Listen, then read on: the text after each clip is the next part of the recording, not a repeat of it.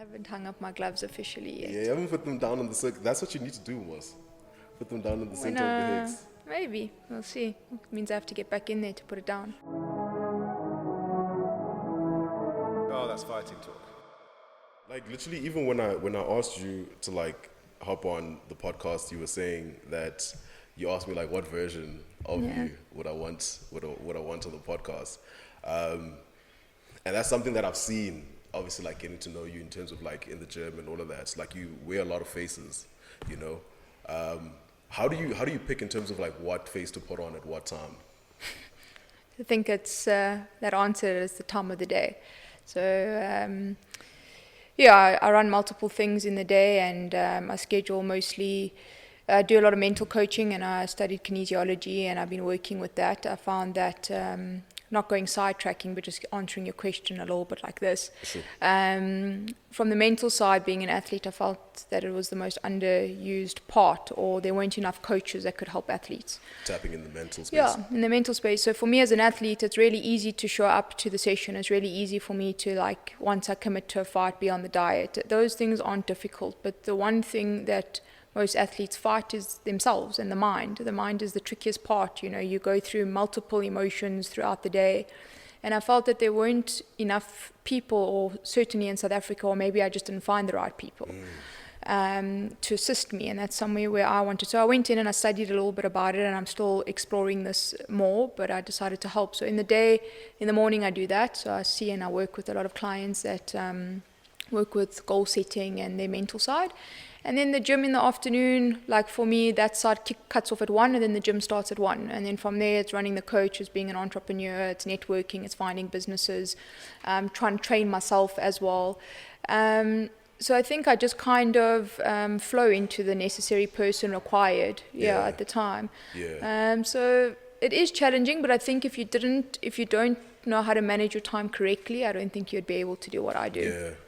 So is it a thing of like, okay, so it's basically managing and like with the switching of going from the mental coach to like a coach of the gym.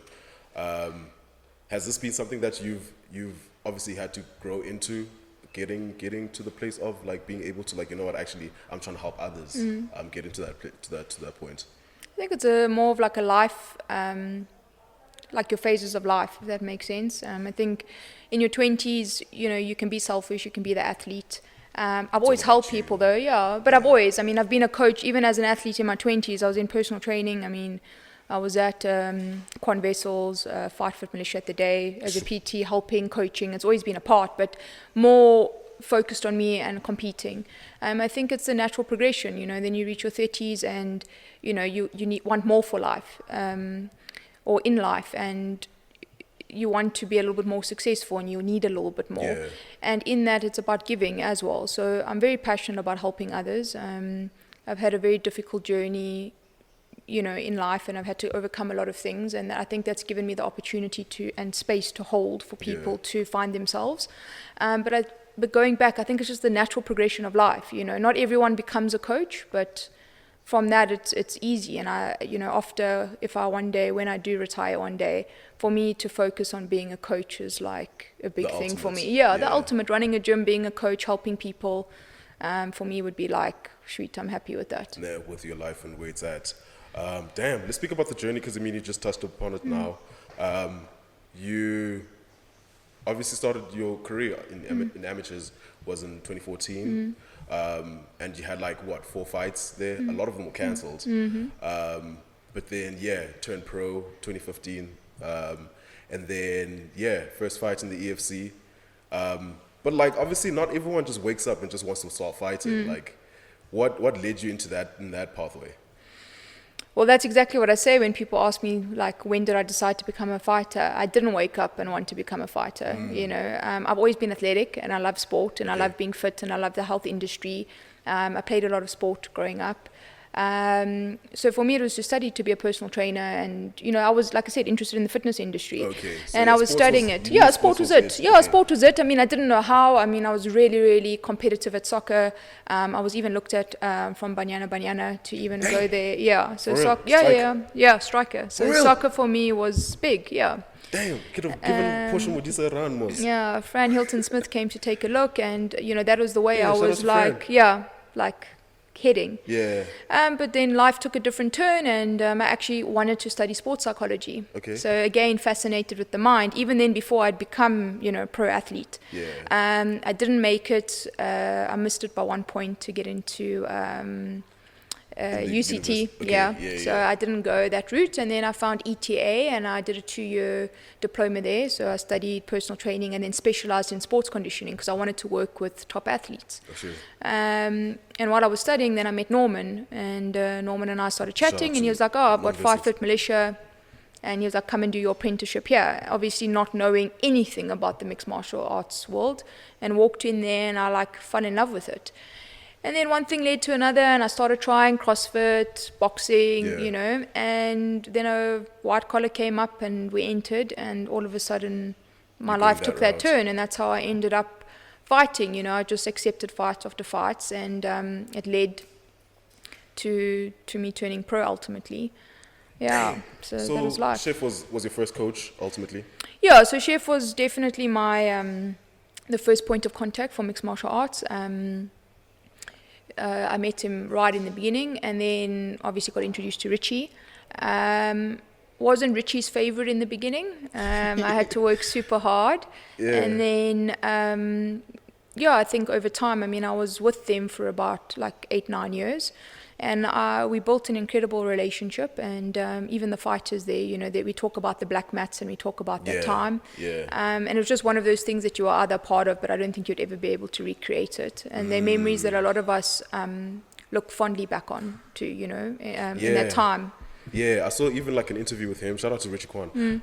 That he was also saying there's a progression in terms of different phases that he's went through in his gym, black mats, and now he's I think he's on grey. Yeah, so he had the blue mats, mat, and then he's gone on to the grey now. Yeah. For Quan Wessels, and they've rebranded and done their thing. But Yeah. Richie, for me, I've travelled quite extensively, and I've been coached by a few coaches, and for me, Richie, I always say that his mind and the way that he cracked mixed martial arts, and I think he is honestly one of the best coaches there are out there, and to be taught by him I think is a great honor, and I think it's his systems and the way that he put everything together is really, really amazing.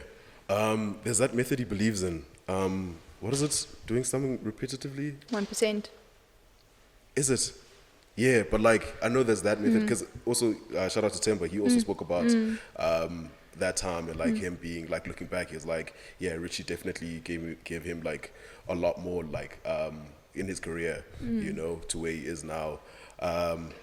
But yeah, that first fight, that first in amateurs, from going from sports like soccer, how was that having that first punch in your face and that full on contact?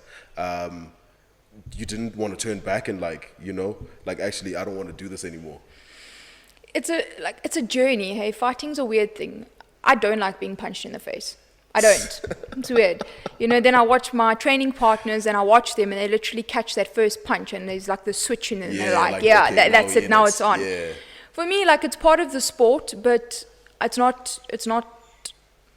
For me, it's not to get in there and to get into a brawl. I really like the technical side of the sport, and I like the chess part of the sport and the outsmarting my opponent. That for me is what I enjoy about mixed martial arts, But yes, I want to outsmart my opponent. I want to be technically better. I want to beat them mentally, But in terms of if you're just going to go in there throwing, for me, I always say it's a 50-50 because that punch lands.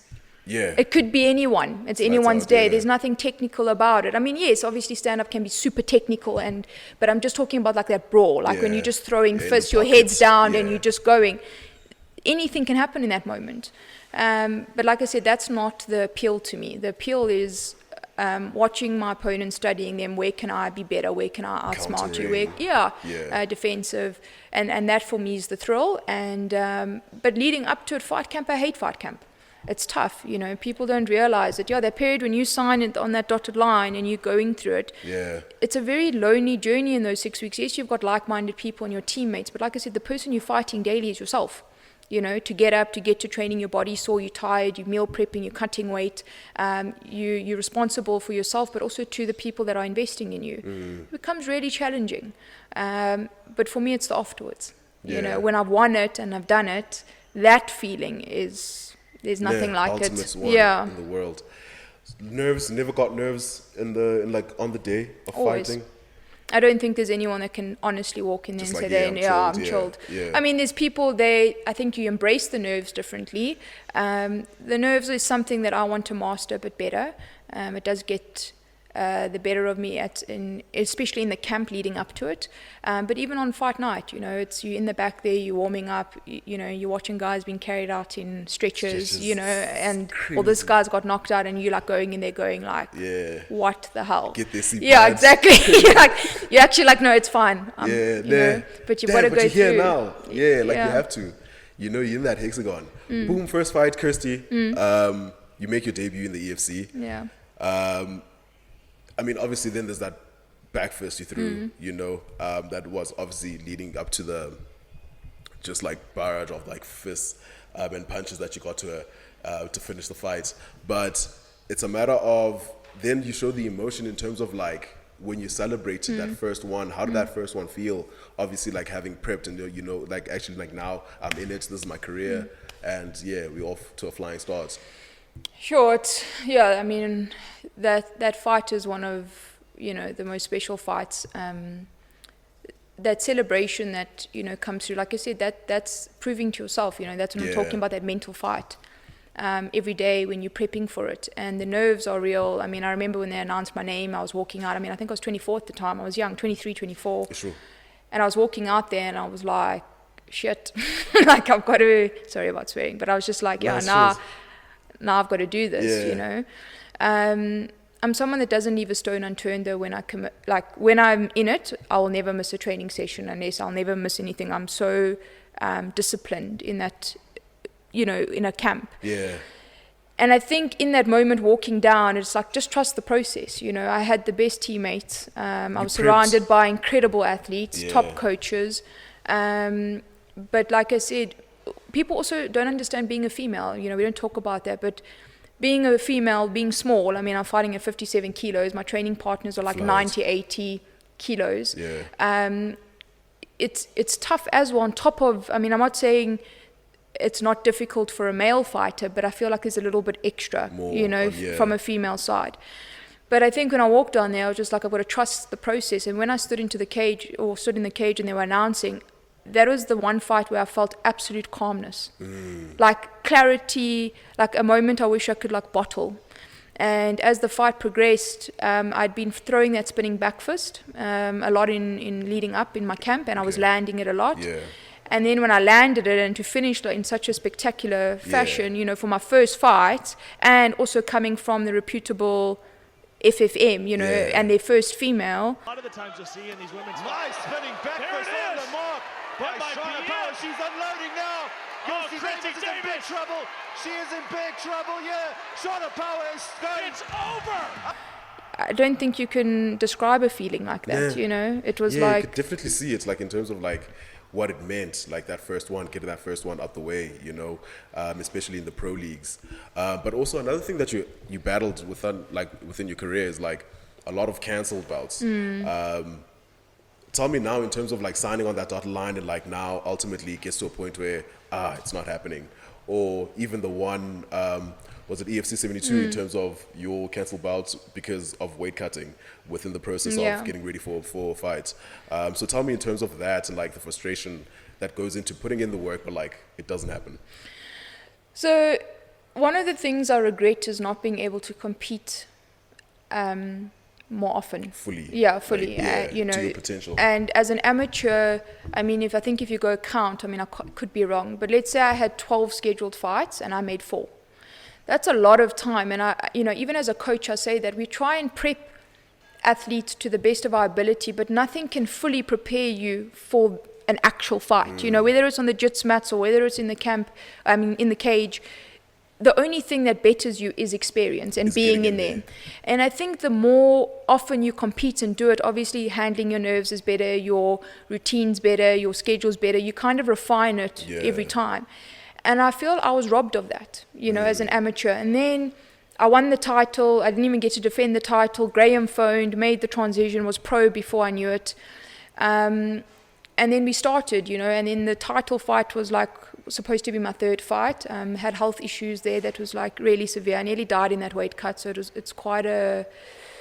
it's an emotional fight, I do believe I was destined to be a champion in the EFC, but yes, it was difficult, and then to be the person that couldn't show up was really, really hard for me.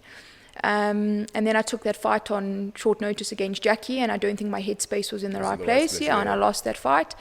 But those cancelled bouts it is frustrating because it puts things into perspective for you. You've sacrificed birthdays, you've sacrificed meals, you've sacrificed family time. People don't realize what goes into prepping for the fight. I don't actually know. Yeah, like I don't know who I was watching. I don't know if it was someone talking about it now. Maybe it'll come to me, but I think it was even Khabib maybe talking about it, that people don't see the before part of the cage. You go to a UFC, you go to an EFC, you're there for the 15 minutes, you watch the fighter, they win, they walk out, and it's finished. Yeah. No one sees the 6 weeks, 2 months, 3 months, the years before then, and then they have a lot to say about it. So it's really, it's been challenging when fights haven't gone through, and you can become a bit despondent. And I mean, we look at my record, I have huge gaps between a fight, not purely because I want to. I mean, now I'm 4 surgeries in. Those are things that unfortunately take time, but it definitely slowed my progression down as a fighter, Yeah. Damn. So is that like one thing that you'd want to, I guess, turn back in terms of getting that belt? Something that plays on my mind often. Nah. Yeah. Because I feel like also like once you start in this journey, like obviously you want to be a champion. So like obviously you had been in the EFC, but like never quite gotten there, I think so. I think it was something that I believe I was destined for. I mean, possibly still am. Yeah. Maybe I never got it in the time frame that I would have liked. Maybe it's still something that's pending. It's a question I need to answer myself, and that's part of my journey. Yeah. But yeah, I mean, I think things have changed. There is frustration because I believe if I had more of those amateur fights, life events that I had to experience kind of stalled my progress as an MMA fighter. Yeah. I'm 32 now.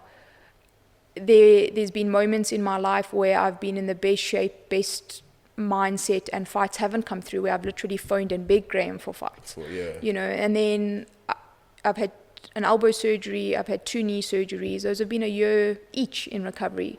So it's taken a lot of time out of my progress. It's kind of stunted me. So I regret not competing more, but I do believe that question with the belt is something that I need to answer at some point. But obviously it's lingering in the back of your head. Also, like COVID did take away some years. I think also like within athletes, because like your last bout was in 2021, and you won that against Christine. But yeah, what do you think now in terms of the state of WMMA, like the women's MMA in terms of like in the local scene? Well, again, do you follow it? Yeah, I do follow it a bit. I mean, I'm not as invested with that. I think I've just been a little bit preoccupied with the business building and, jits and all of that. Life, exactly, yeah. I do every now and then, like, watch a fight here or there. I think it has slowed down. Again, COVID happened. I think EFCs had to, they've like rebuilt themselves. They've also had to come back from that. But the females, I think, took a knock again. Just before COVID, we were trying to build it. It's not your biggest division. And then COVID happened, things slowed down. And then now again, I think they're trying to rebuild it. And I think the athletes that were there in the beginning have also different stages in their lives, different chapters. We were the beginning. But yes, now I don't know if there's anyone that's caught my attention, and I don't know. I think they've still got a lot of work to do to rebuild the divisions. I mean, how many women do you see on a card? Maybe one woman every 3 cards. It's not as big as it used to. It's not every. Ideally you want to be having a women's fight every card, if not 2 women's fight, that's ideally where you want to be. So women's MMA, I think it's been a little bit stagnated and stunted, and I think there needs to be a little bit more growth in it. Damn, yeah. I think like in terms of like you guys were the golden era in terms of like the EFC, you know, and obviously like FFM and like just taking over in that regard. Is that where you had met Soldier? Tell me about that relationship, because I mean obviously like now, as you're saying, like you transitioned to coaching and like now you own a gym together. I think I only learned it like this year, what 8292 is like what it stands for. I thought it was just numbers. It's not my phone number. Yeah, like now like I've just learned that actually you're the 92, you know? And some of the guys even at the gym were telling me like, yo, you had the 82, get the 92 on the podcast. Yeah. But yeah, so tell me in terms of like that, into even growing into getting to this point in owning a gym, you and Coach Soldier. Sure, Garreth and I have had an interesting relationship. Sure. I think a lot of people are entertained by our dynamic. It was built on friendship. Garreth and I have from a friendship point, I think we've walked a journey with one another that's forged a unbreakable bond. We've had our ups and downs, that's what also people don't realize, that friendships go through ebbs and flows. Those waves, Garreth and I at FFM, I think Gareth's also in a different chapter of his life. People talk about Soldier Boy. He wasn't approachable. Most people, definitely were just like, scared. He still ignores people when you try to talk to him. But I think people got to learn about him, and I think they enjoy him. And I think also since he's transitioned from fighting into a businessman, into a father and a family man, I think that softer side has been, shown a little bit more. And it's given him an opportunity to connect and to grow. For us, we did have a gym before. So I opened up a gym in Kailami. It was called Fit, and Garreth and I worked together there. I think the timing was a little bit off where we were. And as a result, the gym closed down, and I ended up living in Bali for 3 years. And then I came back, and Garreth and I had a bit of a break on our friendship. And when I came back, we kind of rekindled the friendship, and he asked me to open up the gym with him.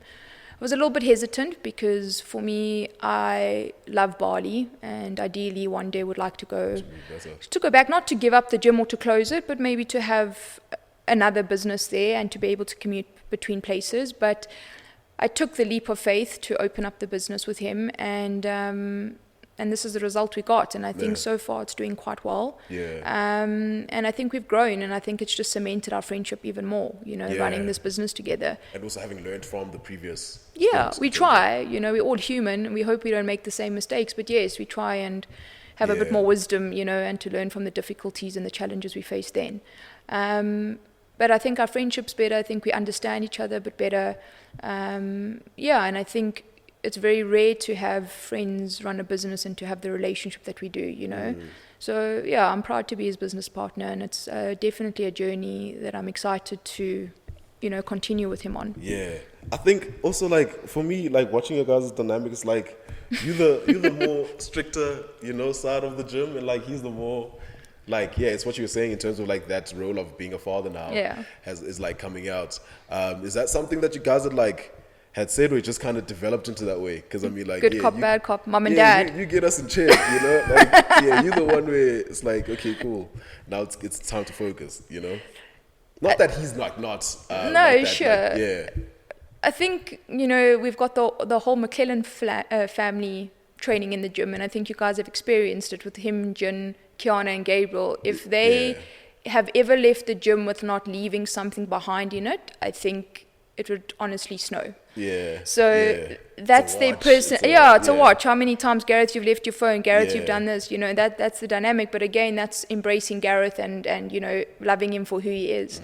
I think Gareth's got a lot of the visions. We share the vision. But I think his networking and his free flow nature complements my side, and Garreth, isn't the person that's going to be running the business, running the dynamics, making sure everyone's okay, making sure you've paid your bills. You've got to have two people, and I think we identified our strengths and weaknesses quite early on. Makes sense. but someone's got to run the business side of it, you know. So Garreth gets to come here. I mean, he's a businessman in other areas, but the gym is not one of them, you know. He's here to be a coach. He's here to share in the vision. He's always wanted a place you could come and train in, and I think we just balance that. So no, it wasn't something kind of designed before, but it's something that we happily took our necessary roles. But you know, within that, but it does make me want to pull my hair out. Nah, there's, I could sometimes see it like in terms of like when you want to actually get started, like he's still, you know, chatting to people or if he arrives. Yeah, you know? Exactly. True, actually. Tell me about like your love for Bali. Out of all places, like why Bali, and why do you keep going like that side? What does it do to you personally? So Bali came at a time in a very dark space in my life. I think, you know, I think the turning point for me was not getting to fight for the title fight, and then from there it kind of was like a downhill trajectory. You know, for a couple of years. Sure. Try to get some fights after there. Obviously, then took the fight with Jack. He lost. Then just like wasn't in the good space. Then kind of wanted to go into business, so then started FIT, which then distracted me from being an athlete. You know, now I wanted to run a business. You know, I then left FFM to try and further my business. Garreth and I started, try to have a fight in between there, another cancelled bout. Things went a little bit pear-shaped. At the time, my dad had offered myself a job to work in property, and I think I was just very lost at the time. And I went over to Bali, and I think I did a lot of soul searching over there. And I joined Bali MMA, and I'd lost everything. You know, I'd lost my business, I'd lost my car, I can't even tell you, I'd literally hit rock bottom. Yeah. And in that time in Bali, it gave me an opportunity to reflect, and I did a lot of soul searching, and I think that's when my spirituality kind of kicked in. And I think it just held me in one of my most vulnerable spaces. And I think there's like an owing back to that, and I want to kind of give back to Bali if I could. But I also fell in love with the lifestyle. You know, Joburg is hectic. I always feel energetically people want to take all the time. Yeah. I don't feel like it's an even balance, where in Bali they're predominantly Hindu culture. I love the energy, I love the flow, I love the slowness of it. I love the fact that people have gone to have a surf before they come and jump on the jits mats. Yeah. I love that everyone's networking and everyone's got something to offer. So it's the gentleness of Bali that I absolutely love, and like I said, and then I came back from Bali, and I think in that time there's a gratitude for it, because when I came back, I started the gym, I had my fight, I had my comeback fight, I won my fight, you know, and now my trajectory has only been upwards. I've also made incredible connections in Bali. You know, I'm closely linked to Soma at the moment. I met Marcelo, that's the black belt there. I work with Mike, that's the owner at Soma. And I just feel that there's some connection there. And my dream one day is, and I hope I get this right, but is to take this and to put it there. And like I said, and to have another branch, not to close this down. I love what we've offered here, and I think it would work. Yeah. But if I could copy and paste this over there and open up opportunities for not only myself, but for the members, for the coaches. I know what it's like to struggle as a personal trainer. I did that for 10 years. And we're limited here in South Africa. That is one thing. We're really far off. I think with Drickus and Temba and, you know, Garreth and, you know, all the fighters that have made it there, it's definitely shortened the distance, you know, and made us a little bit closer to the world. But we still struggle. You know, there's a lot of upcoming athletes that need that. So we're still knocking on the door and can't get in. Exactly. Yeah. So I think we're still very much forging that path. And if there's a way around that and I could help and create that kind of growth, then why not? Yeah. You know, and then I get to live the life that I ideally want to live, which is over there and here, and to be able to coach. Like I said, ultimately that's it. And then there's the spiritual side, which I, you know, kind of briefly touched on, is I went into that line of work. So I closely now work with my mom. We've got a team of people, and we run spiritual retreats there, you know. So I get to balance both parts of who I am. And I'm not saying there's not other beautiful places in the world. There are. But that's just a personal connection I have. Yeah, because of also like where you were at by the time you found it. But tell me, in terms of like now having like dealing with loss in terms of like personally and like within the cage, and like the mental aspect of bouncing back, like what was the one thing or like the thing that kept you going in terms of getting back to ultimately winning your fight again? So there's two. One is my mom. Sure. She's always been in my corner, and even in my rock bottom, you know, she's always helped me get back on my feet. And then I met my wife, and I think she was a big part of that too. She came in a time when I was also rock bottom, but kind of starting to pick up again. And she was a huge support in that comeback fight, you know. So between those two, my mom and my wife are literally my rock, you know, and help me.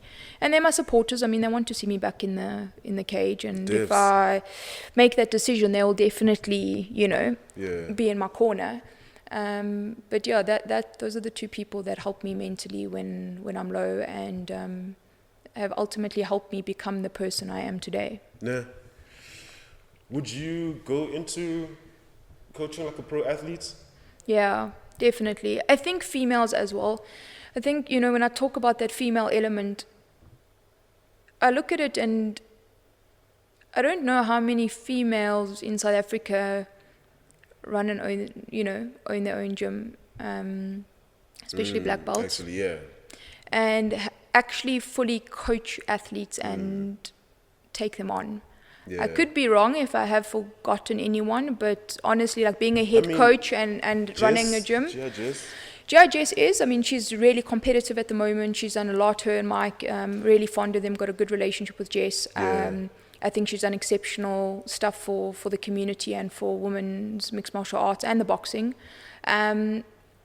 But I don't know if she's still as like a head coach is what I'm saying, or like a coach. I think she's still, Mike is still the coach, you know, and she's still an athlete. But how many women run coach classes, have an academy or a school under them, corner them, flown overseas with them and been in their corner?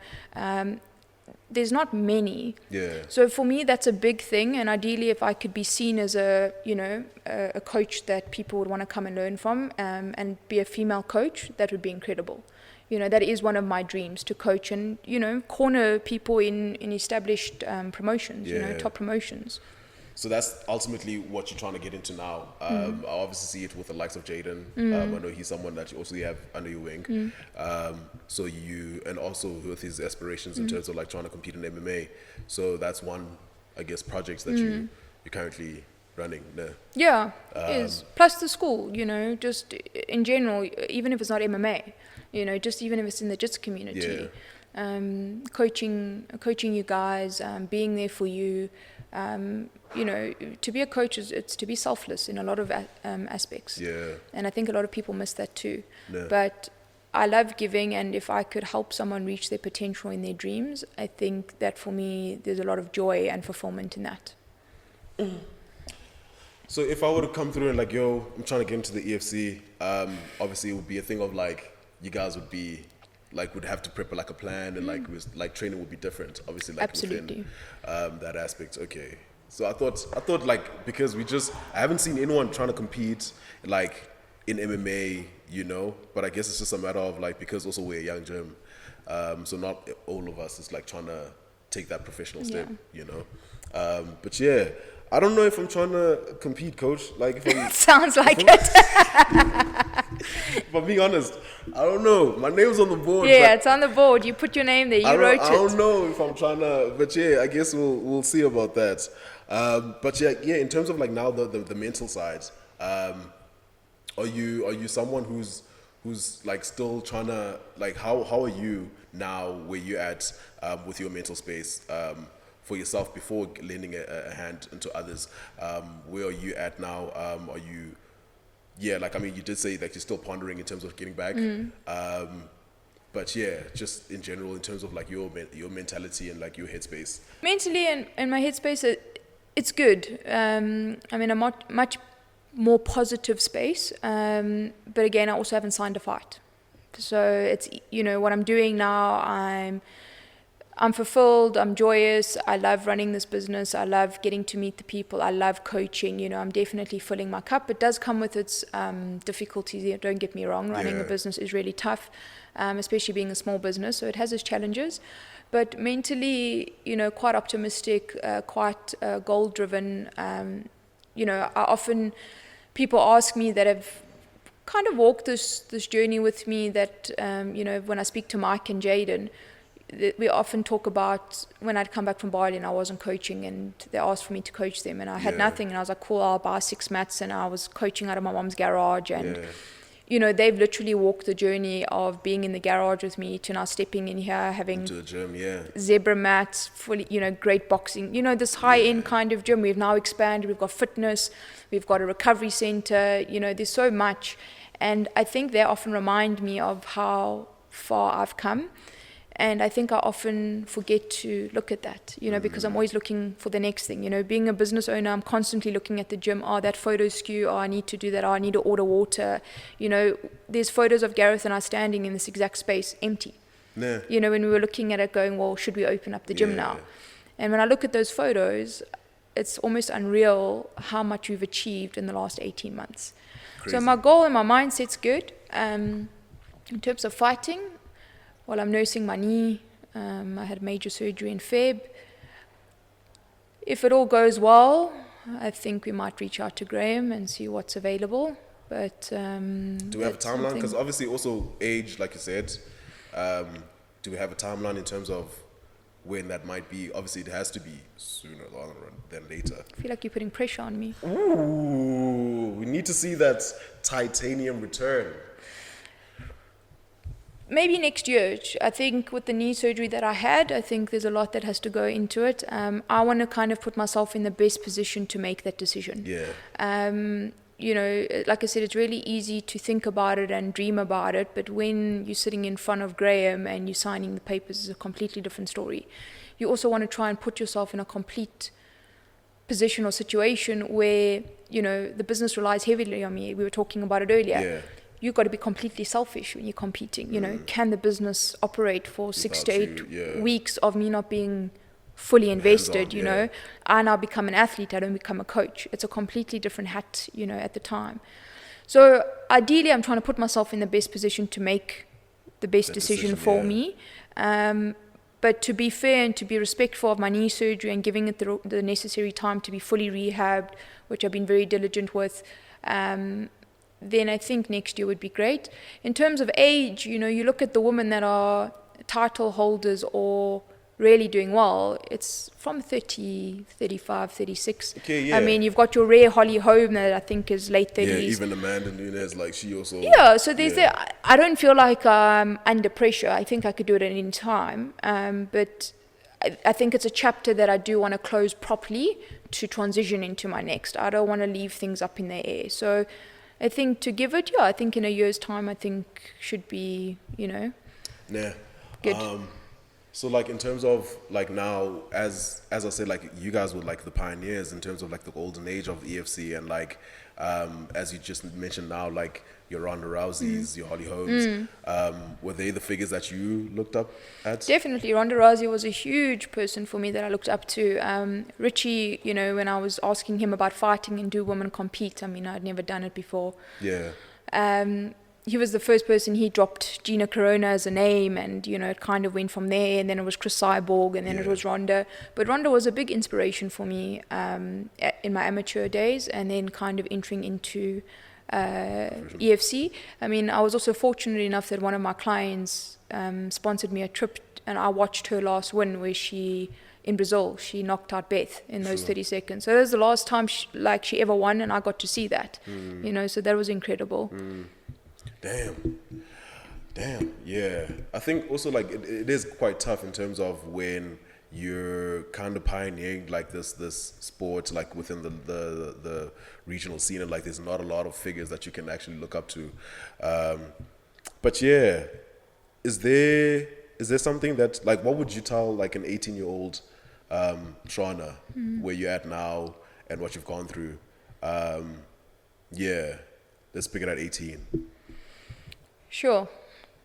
I think to believe in themselves a little bit more, and whatever they want to do, it's definitely possible. But I think the biggest thing for me is making sure you find the right environment that nurtures your dreams and cares for your dreams and has your best interests at heart. Because as much as you the individual that needs to, own that dream and make it a reality. The people around you are a big contributing factor to that. And I think you need to choose really wisely who you have in your corner, because going alone is really challenging. But if you don't have the right people, that can also definitely affect things for you. So for me, definitely chase your dreams. Definitely do the thing that sets your soul on fire. But just find the right people that, believe in you as well and align with your dreams. And that for me is the biggest thing.